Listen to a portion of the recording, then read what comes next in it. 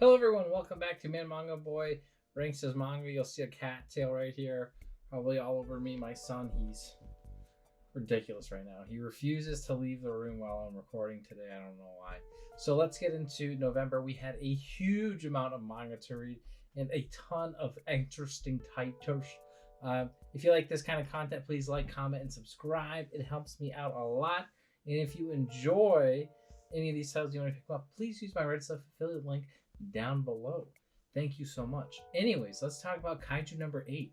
I'm a huge fan of Kaiju number 8. Kaiju number 8 is great kaiju fun with a main character who's a kaiju.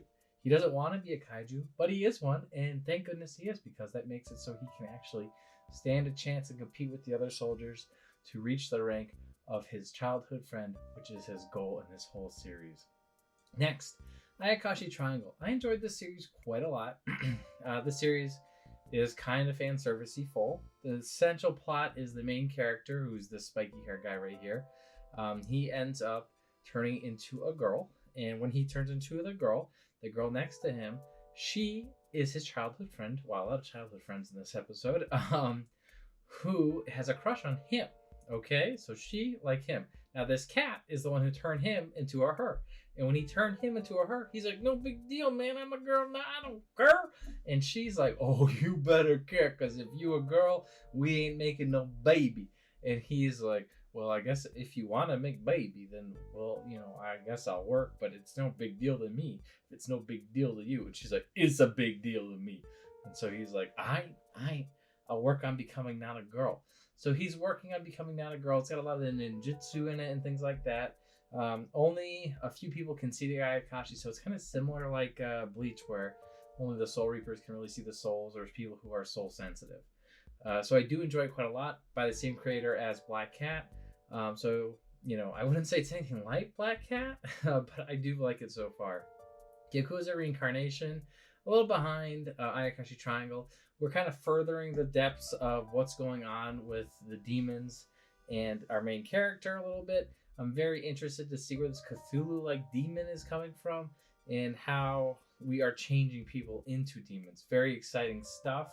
I like where it's going, but it's getting there kind of slow, and I feel like it's got ADHD, because I feel like we're changing a lot of subjects pretty quickly, which in some cases can be fine, other cases not so much.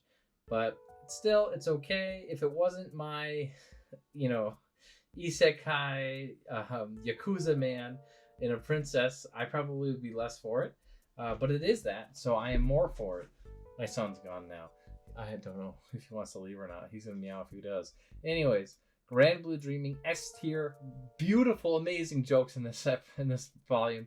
Beautiful, amazing woman in this volume. Strongly recommend reading Grand Blue Dreaming if you like dumb college type humor. It's a great time. 8 out of 10 diet teas, no only pen piece. Another A. I think I gave it an A in the past. Maybe I did. But this series I also enjoy quite a lot. Essentially, these peaceful gods who defend the human race from demons are, realizing demons are coming up. And we find out the demons are able to get intelligence, because before they couldn't even speak, by inhabiting and possessing humans. So the gods or deities are able to actually take advantage of this by using a weakness of humans, which is the fact that humans have brains and are unable to react to something certain ways. Sometimes people are anxious, and so the demons are anxious. Sometimes people are nervous, and so they're nervous. But the thing that they abuse and they kind of spoil on the cover is that they feel shame. So this guy strips this woman's top off, and there you go. That's bingo bongo. I won the game. So that's how that kind of got going. Mashal, again, Mashal is okay. It's like I'm borderline C and B with it. We find out that Mash is actually the son of one of the main villains, which is really an interesting take. I didn't expect it to go that way, since he is one of the most ultimate strongest people ever. That's why he's the villain. So it's leading us into an interesting new arc. Again, though, I really feel like this story is kind of made up as we're going through it. I don't feel like it's super well thought out. Maybe it is more than I'm giving it credit for, but I don't know. I'm just not super on board. The jokes are definitely better than they were before. It's just okay. Undead Unlocked Volume 9. I think it's really starting to grow. It's getting its legs. It's getting better. I'm enjoying it more and more. I probably don't like it quite as much as Kaiju number 8, but I definitely like it more than Ida 10. Mao, I like it more than Mashal. I like it more than Yakuza Reincarnation, but I definitely liked Ayakashi Triangle a little bit more. Mao's probably a better story, but it's just kind of, my own taste in this, okay? Some people like steak, some people like chicken. Right now, I like fan servicey volume apparently more than I like a story that's somewhat repetitive. But Mount Volume 8 does get into the more kind of one-shotty nature, the episodic nature of stories that we were introduced in before, which I'm kind of a bigger fan of, but it's tying it into the overlying plot, so they're not like a huge waste of time, which I'm really looking good, which I'm really liking quite a lot. So that's great. Hopefully it sticks to that kind of a thing. But the main thing with Mao is it's essentially a very Inuyasha, Rene kind of clone-y thing. It's good. It's pretty much this girl able to travel back in time, meets this guy. This guy is possessed by a cat demon. The cat demon also is possessing her. They kind of correlate, and this girl's like, Inuyasha, I mean, Mao, I love you. And he's like, Kagome, we can't be in love. You're from another time. And he's like, I mean, not Kagome. I mean, this other girl whose name I can't remember right now. So it's very similar to that. Inuyasha kind of a subplot, but it's a good subplot because I like Inuyasha. So if you like Inuyasha, you'll probably like Mao. If you don't like Inuyasha, you probably won't like Mao. There's really not a huge lot of in between there, to be honest. Frieren, I did not see this coming. So we come to the conclusion of the exam arc. Frieren is essentially about this old school elven mage who has not grown because, elves obviously, they age differently. And she is, outliving all of her previous adventurer friends. And so she's kind of going on with her proteges on a different quest. One of them is leading her to this thing called the mage exam or something like that, where she's trying to become an imperial mage and get a license. So she's trying to get it with her friend, or rather her apprentice, and is having a bit of a rough time going through it. We get to fight some doppelgangers. That's really cool. And we get to see Frieren's master's master, which is really interesting to see kind of how she reacts to Frieren in their relationship. So I like this volume a lot. I've been liking Frieren more since we started this mage exam arc. But this pretty much ties it up. Dragon Quest, volume 5, which is like, I don't know, like 7.5. Ties up apparently, which I didn't really realize this, but I guess it makes sense. The Avon Disciples, or Disciples of Avon arc. So Dai and his friends have finally defeated Frizzfraz, the Blizz Frizz. I don't remember his name, but pretty much the Fire and Ice guy. They defeat him, and they've taken out 3 out of the 5 generals right now. But the issue is people are worried that it's not going to come back. This series has been, in my opinion, really good. I've enjoyed pretty much every book I've read, like, monumentally. I do think it is going to continue on, but people are worried because there's not a volume 6 announced at this time. Dragon Quest has a lot of games coming out at this time, probably more than it has in almost forever. So I do think there's a high chance that this is going to continue on in the US, or at the very least in English. So I can see people's concerns, but I do think it is definitely going to continue on. Otherwise, I don't think these games and these remakes and things like that would be being brought over to the US. And the anime apparently was doing really well. I don't know how it is in the US, but the anime was doing great. It came out, Dragon Quest Dai came out at a time where Dragon Quest was at an all-time high. I'm sure it has died down since Dragon Quest 11 for the Switch has been out for a long time now. And so, people's interest is waning. I think once the video games come out again, that'll reinvigorate the sales of Dai. But I do think it's coming back, but I am getting a little nervous. Also, if you didn't know this, but you can combine these covers of the Dragon Quest Dai series and makes one long concerned cover. I think it's by the arc. Exodrive, Volume 2. This was kind of bullshit. I wasn't a huge fan of this second volume. It was okay. I will continue to read it, but the issue with it is that they take the rules of this world they built up, right? Fine rules that made sense to me, whatever. But then they say, what if there's this evil, possibly evil, organization that can just say, okay, you know how you're losing? Well, what if you just won? You just slide this chip in and then you win. And I'm like, wow, that's the ultimate cheat tool. That's such a cheat. I think it should be illegal. And they're like, nah, dog. Like, they read it and the tournament, didn't say immediately illegal, so it must be real. And I'm like, what? Like, they literally just took the rules of the game and said, nah, I don't think so, and won. Essentially, the whole concept of this series is people are competing to save the world with the highest amount of points. You get points for like saving people not dying, advancing technology, making the world a better place, that kind of thing. However, this new villain group is getting points by like, killing and burning and pillaging villages, helping the demon lord, sabotaging people, and they get mad negative points. And then all of a sudden they put in the thing, and it's like all those negatives are now positives. And it's like there's no rhyme or reason. There's no way they could possibly lose, in my opinion. So I don't get it. I don't understand how that's allowed. Hopefully they have a better reasoning other than it just is allowed pretty soon, because right now I'm like, first volume was okay. I rated it like a solid B. Second volume, I'm like, you're losing me, okay? Like, I get that we're trying to compete in an isekai tournament. I think that sounds amazing. But this is not the way to go about having villains, in my opinion. That's just me. Drifting Dragons is climbing up the ranks. I am getting more and more interested in Drifting Dragons as we continue forward. Ever since like volume 8 or so, where we were hunting down the Thunder Dragon, I feel like this has gotten much better. We find out that one of these shipmates is part of a country where they're under this big civil war, and she tries to kind of go back to them. So now we're entering this arc where we're trying to, get her back. We also find out that there's these like 4 or 5 elder dragons that are like, everybody wants to see them. They're like considered like fables, and so the kind of quest is to encounter them all. So now we have a direction and a story that we're trying to kind of complete. We were missing that for the longest time, so I'm so glad we have that now. It gives the series such a sense of direction, in my opinion. And so things are definitely looking up for it. I definitely recommend checking it out if you can muster through the first 5 to 8 volumes. It's a huge ask, though. I really don't think you should bite that bullet unless you're really kind of interested in this art style and this world, which it is beautiful.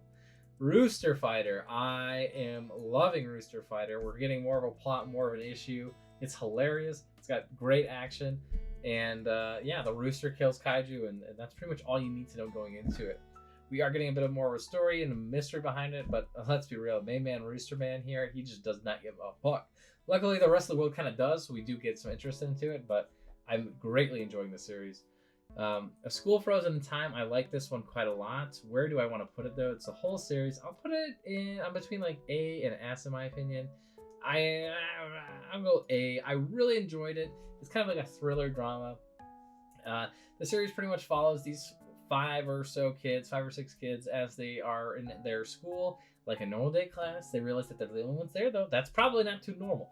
And so they are trying to figure out what's going on. In order to get out of this school, which they realize the clocks are frozen, so they can't, leave or advance the time, they have to remember who committed suicide before the break, because a classmate did, and apparently people are forgetting about them, and so the spirit of the person, I guess, put them in there potentially, and so they have to figure that out. And as they figure it out, people are disappearing one by one that got stuck with them. So I was really on the edge of my seat. I thought I had it all figured out. I'm like, I'm too smart, man. I know what's going on. Wrong. I did not know what's going on. I knew one thing that was a twist, but I didn't think it was too twisty. But I did not know all of the story. So I definitely did like it. I definitely recommend checking it out. The art is by the same person who does Your Lie in April. So if you like that art style, definitely check it out. Eden Zero. Ooh, this is a S rank, at the very bottom of S rank, but I did like it a little bit more than Frozen in Time. And the reason is because I know I don't want to spoil it, but I'm gonna spoil it because it's pretty important to my decision here. Actually lose the battle, kind of, and we have huge consequences to make. In Eden Zero, it starts off all happy-go-lucky, but they actually lose a lot of arcs. I've noticed, like they are not up to speed. And like Shiki wants to become the Demon King and rule and find the cosmos, the center of the world, the universe, whatever. It's like man, you're losing a lot of fights, my man. Like we gotta do something different here because things we went through a training arc for this arc, so I was like, oh, you got this in the bag, guys. We went through a training arc. Blow over easy. No, they get totally squashed. It's like, oh my god, what are we gonna do with these guys? So I'm really happy with it. I do not expect these things to happen like that. You don't expect people to go like, oh yeah, we're gonna go fight this guy. We're gonna save the world from the robots being taken over and being under one hive mind. We're gonna make sure all the robots don't die. Wrong. Okay, I'm not gonna say exactly what happens, but I'm just gonna say wrong. Great read. Vinland Saga. Ooh, yeah, I think that's fine. Great read. I think I finished up the Farmland arc, so that was great. I strongly recommend checking out Vinland Saga if you haven't. They are releasing new hardcovers. Check them out if they interest you at all, or stick with the original hardcovers. Again, not sure why they're releasing more hardcovers when we already have hardcovers for it. Pick a different series. Maybe bring back Rave Masters Kodansha. Like, why are you making a hardcover of a hardcover series that's only released in hardcover? It's not like you could have the singles. Nobody has the singles because you never released them. So why are you releasing a second hardcover? Just bad business decision. Anyways, check it out. Vinland Saga has always been talked about. I don't need to talk your ear off about it. But oh boy, Fire Force. I also really like Fire Force a lot. Man, a lot of S ranks today. Fire Force, he's killing it. So Fire Force is still, we don't have our main character here. And we also are seeing Arthur kind of fight Dragon, which is always great. And Arthur knows he's not strong enough. We also see Charon, in his kind of final moments here, kind of. I'm not quite sure yet, but I'm thinking it is. As he's trying to defend against the Teramasu. And he's trying to make the world end. We also get this weird twisty world where we find the world before, and it's like live people. It's like pictures of me and you and like little manga panels, which I thought was really neat. And this somehow all leads into Soul Eater. So I really am enjoying the series. It's taking a lot of twists and turns. This thing is a mind bender. I cannot recommend Fire Force enough. I'd say probably after volume 17 or 18, it really gets good. I wouldn't say it's bad before it, but it's certainly not as good. It's like okay, and then it takes off. Okay, it becomes one of the greats after those volumes, in my opinion. Orient, a series that I do enjoy. It's a little complicated and difficult to get into at first, but once you're into it, I feel like you get into it. Orient is definitely a series I recommend people check out, especially if they like Magi or Magi or Magi or however you want to call it, Maja.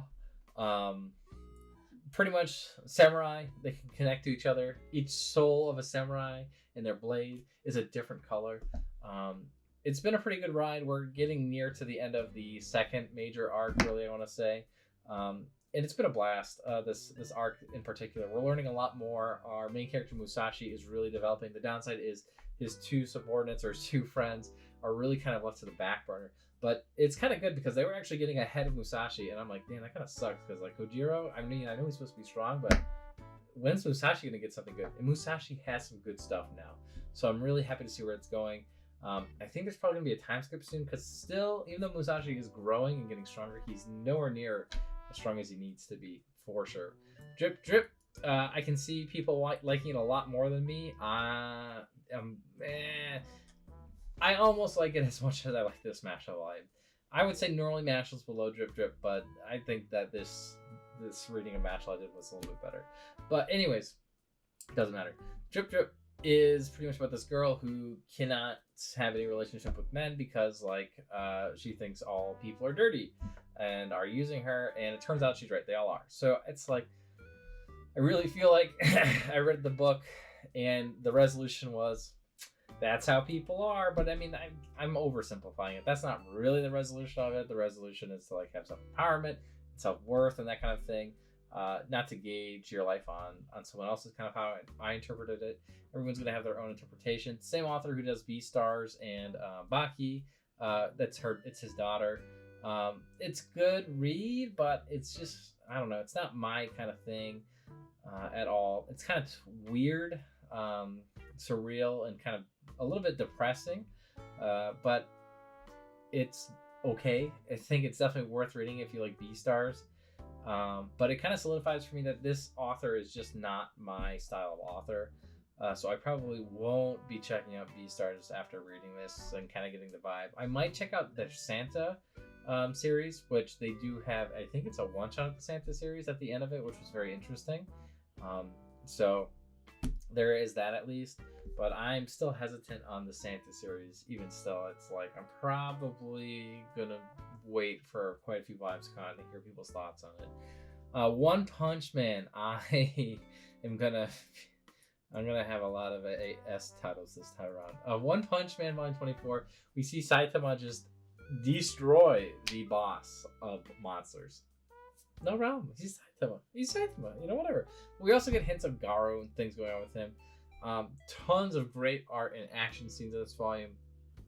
I can't wait for the next one to come out. As per usual, I read these volumes way too fast, but they are so good.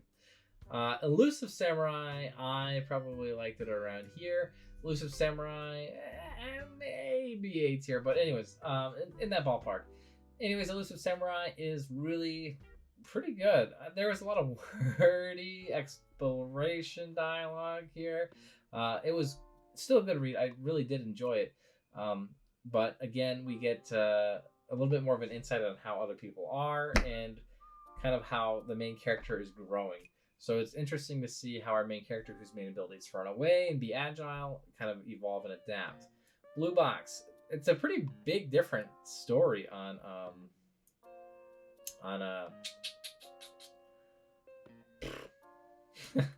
on sports manga, I suppose. And so I do actually enjoy this one a lot. This series is about this girl who is trying to get into the national basketball, and this boy who's into Batman.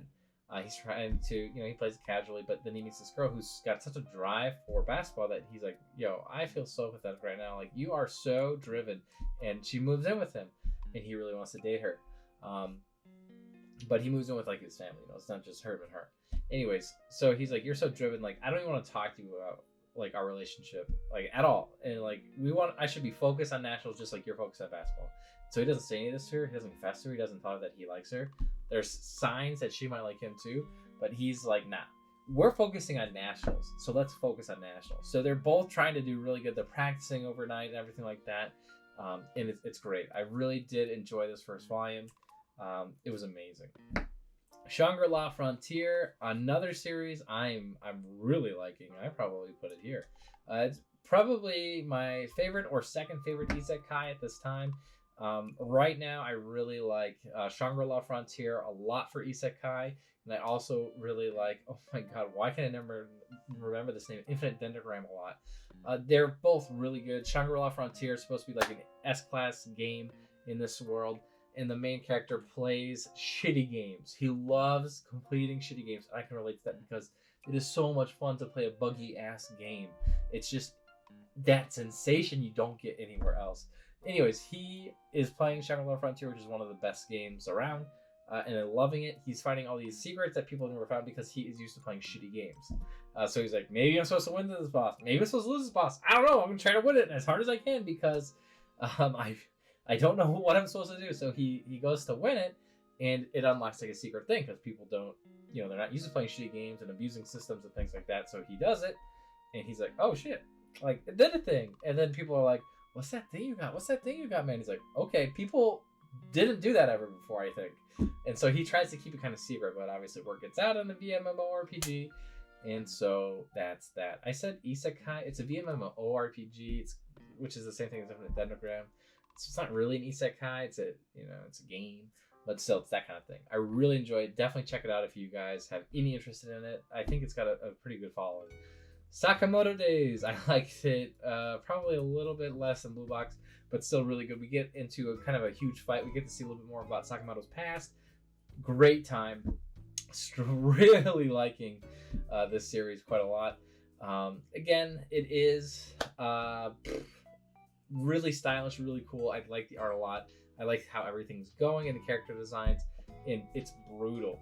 We didn't get to see quite as much brutal, more of the kind of wacky, silly things beforehand, but now we're getting more into the brutal side. This guy's got these stitches, and he undoes them, and he's got guns in his arms and things like that. It's like, holy fuck.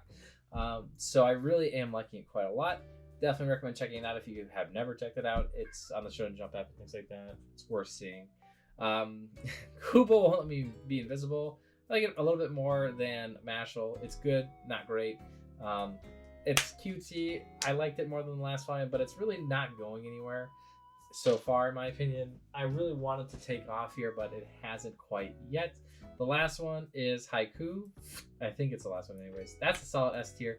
The highest of the high, it goes right over here. I love the ending of Haiku. It was so good. There are 2 additional chapters online. You can either find it on other websites. I think it's also on the Viz app. But it was a blast. I really enjoyed seeing Hinata's journey in the way that they ended it with kind of like time skips. Like there's a few time hops in it. Was superb. And I feel like they could have done so much more with it. You know, an ending's really good when you just wish that there was more of it. That's like my main critique for this ending is, oh, but you could have made like another 30-volume series with it. Oh, it's such a shame. You know, so I really enjoyed it. I cannot wait for the anime to catch up to it, if it ever will. I don't really know what the deal with that is, but it was so good. Anyways, I think that's all the manga I covered for this month. You know, if you like these, or if I helped you kind of pick some up, let me know down below. Be happy to see what you guys are getting and just chat with you about them. Thank you so much for watching. We'll see you next time. Bye-bye.